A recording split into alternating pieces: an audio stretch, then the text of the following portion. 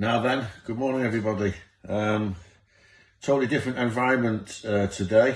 Normally you see me on the sun-drenched, white, sandy beaches, the costas of Southport. But today I'm back at Shrimp HQ. This is where the real work begins and where I want to sort of talk about the unsung heroes, if you like, of what used to be a very thriving cottage industry here in Marshside. And of course that's the women of Marshside, and obviously trying to make people understand what goes into producing these potted shrimps in butter here. So a few of you may have seen me on Facebook recently doing some very short videos out on the beach catching the shrimps. We've only scratched the surface with that. There's loads more to come. I'm just waiting to get a decent camera set up and we can start doing it better, and also explaining how the beach has changed over the years and stuff like that. So here we go, back at Shrimp HQ.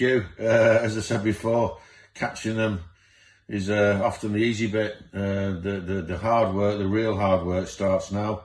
So this is yesterday afternoon's catch, and I'm starting to peel them, or shill them as the Marshsiders used to say. So basically, I'm flicking the tail off and pulling the shrimp out. Flicking the tail off, pulling the shrimp out. So when I was a child growing up here in Marshside, my dad Chris was a part-time shrimp fisherman. And during the season, everybody had to get stuck in and do the bit. So I would return home from school during the shrimp season. Sometimes I would have to go out on the beach with my dad and help him on the shore. Other times I would have to sit down at the table and help peeling the shrimps. So I didn't used to like it very much.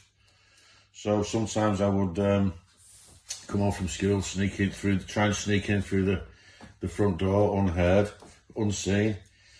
And then I'd hear a voice from the kitchen, my mum. "What are you doing?" "Oh, I'm going out with my friends, Mum." "No, you're not. You can get your ass sat down here and you can help us for a while." So in the kitchen would be a gang of women, who I'm going to name because they're all sadly not with us anymore. First of all, my mum, Renee, and she had two friends, Doris and Betty, who were both sisters, and the mother, Bella. All the maiden names were Rimmers. And these women, they'd sit there all day and all night and peel these shrimps. And I'd sit down and help them. Couldn't see them for smoke because they all used to smoke while they were peeling the shrimps. How things have changed. And there'd be a huge pile of shrimps on the table. And I'd sit down and I'd start moaning and saying, "The pile's not going down, the pile's not going down." And the women used to say, "Don't look at the pile. Whatever you do, don't look at the pile. Just remember that every time you peel one of these shrimps, it leaves a big hole in the pile." So off we'd go, sat there for hours on end peeling the shrimps, and you finally get to the last handful on the table, and then just when you think you've finished, my dad would appear with another box full, and off you went. And basically they would sit there until the catch was done. So if there was plenty of shrimps around at the time and my dad would have a good catch, the women would sit there till midnight and beyond. And these women didn't just peel shrimps, they had their own families to keep, and the cooking and the washing and the looking after the children, and most of them used to bake as well. So these were really very hard-working women who were really the hub and the lifeline of what used to be a thriving cottage industry here in Marshside, Southport. And then, of course, when I left school and started fishing myself, I had a few of my own peelers locally. Obviously, they used to do them in the house then, and there's a few in particular that I'm going to name who are, of course, sadly no longer with us. But Sylvia Fagan, who lived on Marshside Road, her maiden name was Ball, Sylvia Ball, and her mother. They used to do a hell of a lot of shrimps for me. They were so fast at peeling, and again they'd sit there all day and all night. I'd drop them some off, and then the telephone would go, "Where are you? I want some more, I'm ready." So I'd be back round with some more for them.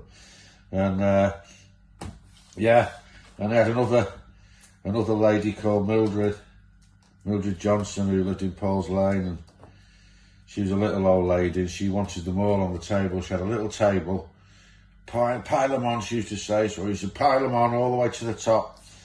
She had a little stool, and she'd sit on the other side of the table. You couldn't see her for shrimps. There's that many shrimps on the table.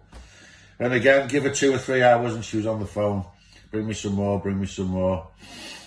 So they were they were the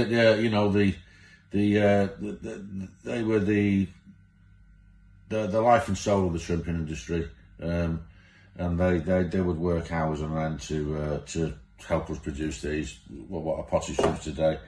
You can see from yourself it's quite a slow process. So they're all done by hand, and yeah, it takes hours and hours to do them. So next time you sort of go in the shop and think, oh, their potted shrimps are expensive, just try to think how much work's gone into it. It's very time consuming, and it hurts your back as well. So after a few hours, it becomes quite uncomfortable.